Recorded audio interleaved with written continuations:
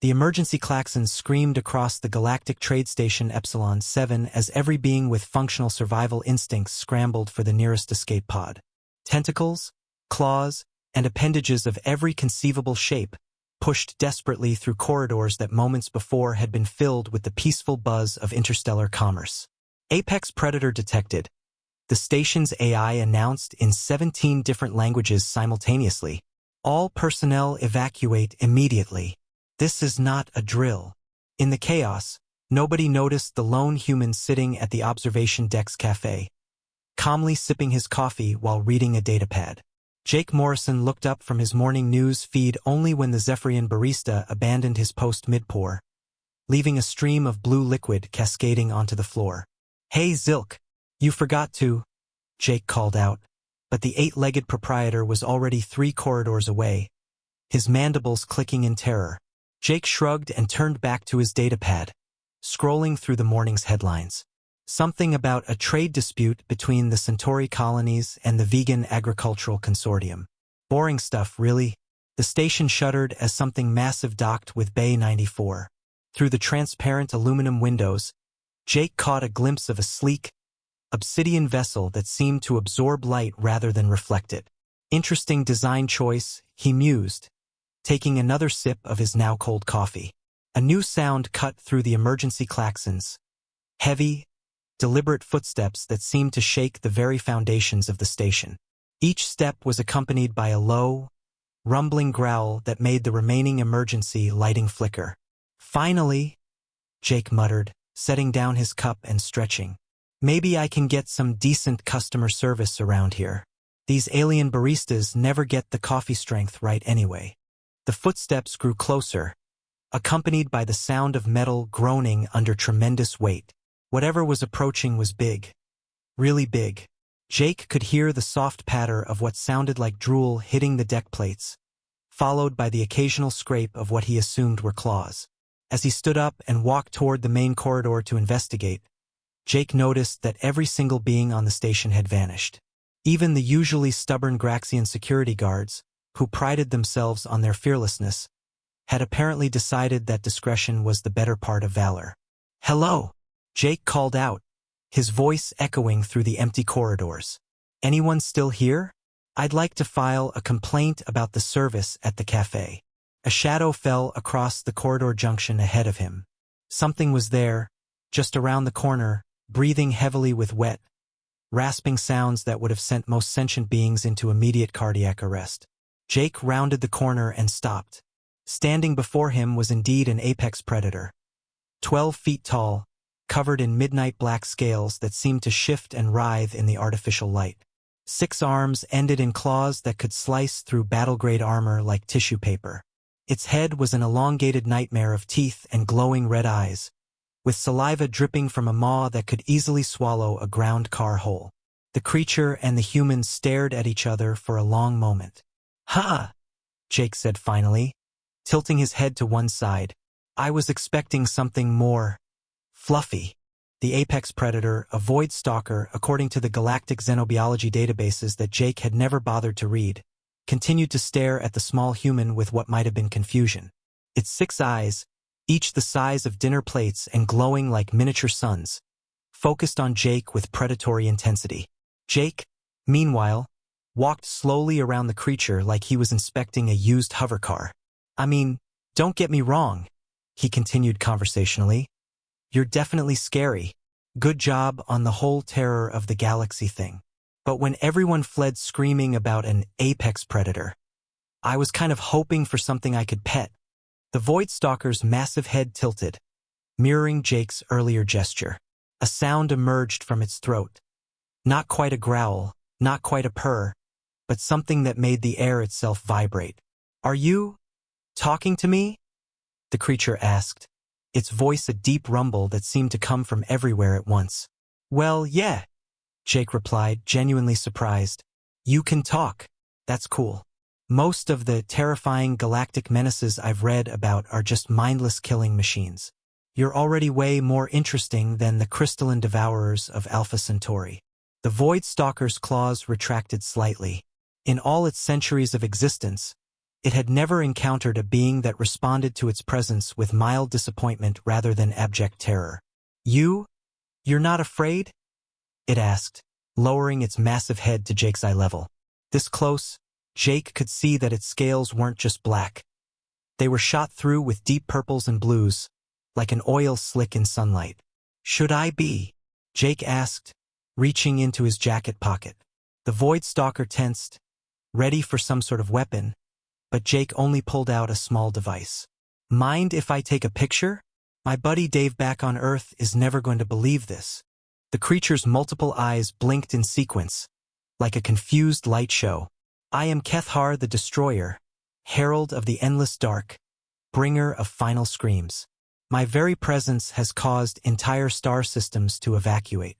I have laid waste to 1,000 worlds. That's a hell of a resume, Jake admitted, snapping a quick photo.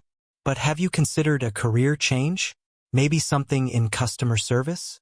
The galaxy could use more beings who speak clearly and don't mumble. Keth'har reared back on his hind legs, rising to his full 12-foot height. You mock me, small creature? Not mocking, Jake assured him quickly. Just making conversation. It gets pretty lonely out here when everyone runs away screaming at the first sign of interesting company. Want some coffee? The barista abandoned his post, but I think I can figure out the machine. For the first time in his long existence, Keth'har the Destroyer found himself completely at a loss for words. He had been programmed by eons of evolution to hunt, to kill, to inspire terror in all who gazed upon him. He had not been programmed to deal with friendly offers of caffeinated beverages. Coffee, he managed. Sure. Fair warning though, alien coffee is weird. But after you've had gas station coffee on Earth, you can handle pretty much anything the galaxy throws at you. Jake turned and started walking back toward the cafe, chatting over his shoulder as if he were talking to an old friend rather than a legendary apex predator. So, Keth'har, right? That's a cool name. Very intimidating. Did you pick it yourself? Or is it like a family thing? And what's this endless dark business about? Is that like a philosophical movement? Or more of a career path? Behind him, the Destroyer of Worlds found himself following along, his massive claws clicking against the deck plates as he tried to process what was happening to his carefully cultivated reign of terror. 20 minutes later, Jake had managed to coax the alien coffee machine into producing something that resembled actual coffee, though it had an alarming purple tint and smelled faintly of ozone. Keth'har sat across from him at one of the cafe's reinforced tables, his massive frame making the furniture look like children's toys. So let me get this straight, Jake said, sliding the oversized mug across the table. You're basically the galaxy's boogeyman, but you spend most of your time alone because everyone runs away before you can have a proper conversation? Keth'har wrapped one clawed hand around the mug, which looked like a thimble in his grasp. It is lonely, he admitted, his voice softer than before. For centuries, I have wandered the void between stars. When I arrive at a world or station, the inhabitants flee in terror. I fulfill my nature as a predator, but it's not very fulfilling, Jake finished. Yeah, I get that. Back on Earth, I work in IT support. People call me when their computers break, but they're never happy to see me. Different kind of terror, I guess. The Void Stalker took a cautious sip of the coffee and made a face that was somehow expressive despite his alien features. This beverage is unusual, right? Alien coffee is the worst, but you learn to appreciate it. It's like Stockholm Syndrome, but for your taste buds. Jake leaned back in his chair, studying his unlikely companion. Can I ask you something, Keth'har? You may. What do you actually want? I mean, besides the whole spreading terror across the galaxy thing. What would make you happy? Keth'har was quiet for a long moment, his glowing eyes distant. I have never been asked such a question. Well, I'm asking now. And before you give me some line about the darkness consumes all or whatever, really think about it. If you could do anything, be anything, what would it be? The massive predator set down his coffee mug and looked at his claws. When I was young, before I became what I am now, I enjoyed creating things, shaping matter with my hands, bringing beauty into existence rather than destroying it. Like art. Perhaps. Your species has a word for it. Sculpture, I believe. But that was long ago, before my transformation into... He gestured at himself with all 6 arms. Jake nodded thoughtfully. There's nothing stopping you from doing both. Terror and art aren't mutually exclusive. Look at Earth's history. Some of our best artists were absolutely terrifying people. But I am a Void Stalker. It is my nature to hunt, to kill, to... Says who? Jake interrupted. I mean, sure, that's what you were built for, but that doesn't mean it's all you have to be. Humans were built to be hunter-gatherers living in caves. But look at us now. We're spreading across the galaxy, making terrible coffee with aliens who could eat us in one bite. Keth'har's head tilted again, a gesture that was becoming familiar. You truly believe I could be... more? Buddy, I've seen stranger career changes. My neighbor back home used to be a tax attorney, and now he runs a petting zoo. If Larry can make that transition work, I'm pretty sure you can figure out how to be a part-time apex predator and part-time artist. For the first time in centuries, something that might have been hope flickered in Keth'har's glowing eyes. You speak strangely, human Jake Morrison, but your words carry wisdom I had not considered. That's what friends are for, Jake said, raising his mug in a toast. To new possibilities and really bad coffee. Keth'har clinked his massive mug against Jake's smaller one, and the sound rang through the empty station like a bell. 3 weeks later, Galactic Trade Station Epsilon 7 had become the most popular tourist destination in the sector, though not for the reasons anyone expected. Ladies, gentlemen, and assorted sentient beings, Jake announced through the station's PA system, welcome to the first-ever Keth'har the Destroyer Gallery exhibition. Please keep your limbs inside the designated walkways, and remember, flash photography is encouraged. In what used to be Cargo Bay 7, dozens of beings from across the galaxy marveled at sculptures that defied conventional understanding of art. Keth'har had discovered that his claws, designed for rending and tearing, were equally capable of delicate precision work. His pieces were haunting, beautiful, and somehow both terrifying and peaceful at the same time. The way he captures the essence of existential dread in this piece, whispered a Centauri art critic to her companion, while simultaneously evoking a sense of hope. It's revolutionary. Keth'har himself stood in the corner, trying to look inconspicuous despite being 12 feet tall and covered in writhing black scales. A small crowd had gathered around him, asking questions about his artistic process and creative inspiration. Well, he rumbled thoughtfully, when you've spent centuries perfecting the art of terror, you develop an interesting perspective on the relationship between beauty and fear. They are not opposites, you see, but rather different facets of the same emotional experience. A young Zephyrian student raised one of his 8 arms. Master Keth'har, do you still, destroy worlds? Only on weekends, Keth'har replied with what Jake had learned to recognize as his attempt at humor. And only worlds that really deserve it. Mostly I just leave ominous warnings carved into their moons. It's more environmentally sustainable. Jake watched from the gallery entrance, a satisfied smile on his face. The station's original population had slowly returned over the past few weeks, drawn by curiosity and the promise of the galaxy's first reformed apex predator art show. Business was booming. Jake Morrison, you magnificent bastard, he muttered to himself. You've done it again. Done what exactly? Asked a familiar voice behind him. Jake turned to find Captain Rodriguez of the Earth Colonial Fleet, along with 2 other humans in military uniforms he didn't recognize. Oh, hey Cap, just enjoying the cultural exchange. What brings you out to the ass end of nowhere? You do, apparently, Rodriguez replied dryly. Do you have any idea the kind of reports we've been getting? Human befriends legendary apex predator. Void Stalker opens art gallery. The Galactic Council thinks it's either the beginning of a new age of interspecies cooperation or the setup for the most elaborate trap in galactic history. Probably both, Jake admitted. But hey, look at those sales figures. Keth'har sold 3 pieces just today, and he's got a commission from the Andromedan Embassy for their new peace monument.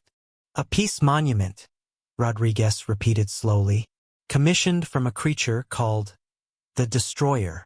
The irony is not lost on any of us, Jake assured him. But you should see his work. It's incredible.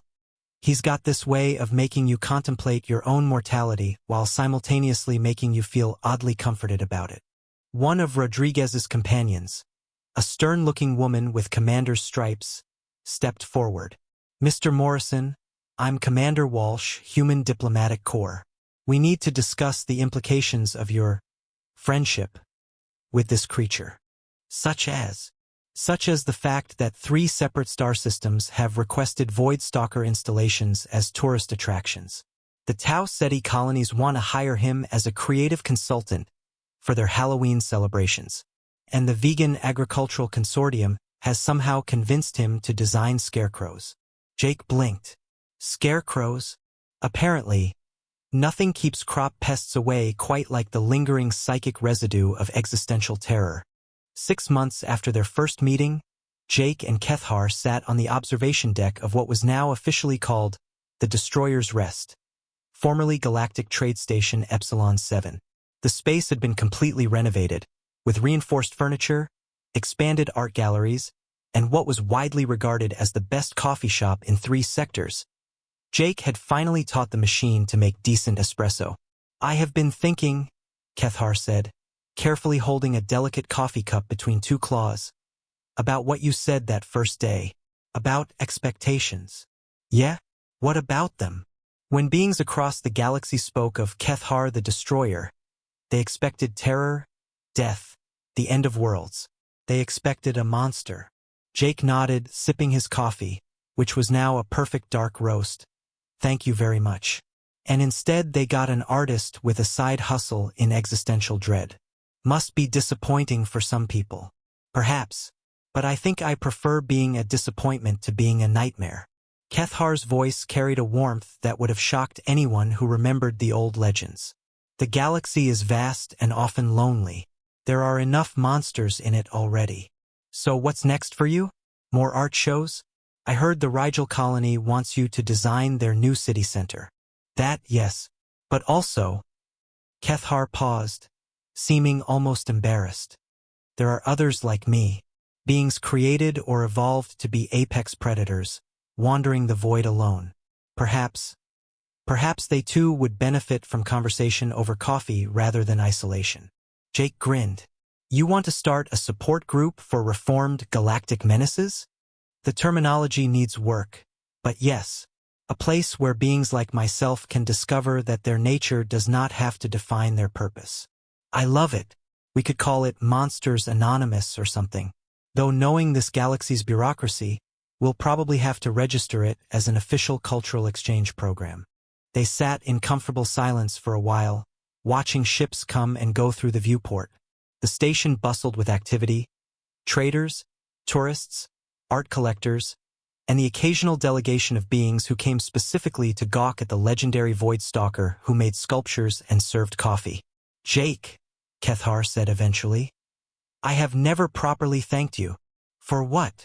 For being disappointed that I was not fluffy enough. Jake laughed, nearly choking on his coffee. You know, when I woke up that morning, I definitely wasn't expecting to end up best friends with a 12-foot-tall apex predator. But I've got to say, it's been way more interesting than my old job. And what was your old job? Technical support for a small software company. Mostly I just told people to turn their computers off and on again. Keth'har considered this. I believe I prefer being an artist. Yeah, Jake agreed, looking around at the thriving station, the happy crowds, and his unlikely friend. Me too. Outside the viewport, another ship approached the station, this one broadcasting the distinctive energy signature of a Class 7 nightmare beast. Jake could already see beings starting to evacuate the docking bay. Looks like you might have your first recruit, he observed. Keth'har's eyes brightened, and he stood up with enthusiasm that would have terrified anyone who didn't know him. Excellent. I shall prepare the coffee machine. And perhaps some of those small cakes you enjoy. What do you call them? Donuts. Yes. Nothing soothes existential terror quite like donuts and honest conversation. As the herald of the endless dark bustled off to prepare refreshments for their next potentially reformed apex predator, Jake reflected on how strange the galaxy had become. But then again, he thought strange was definitely better than boring. And the coffee was finally perfect.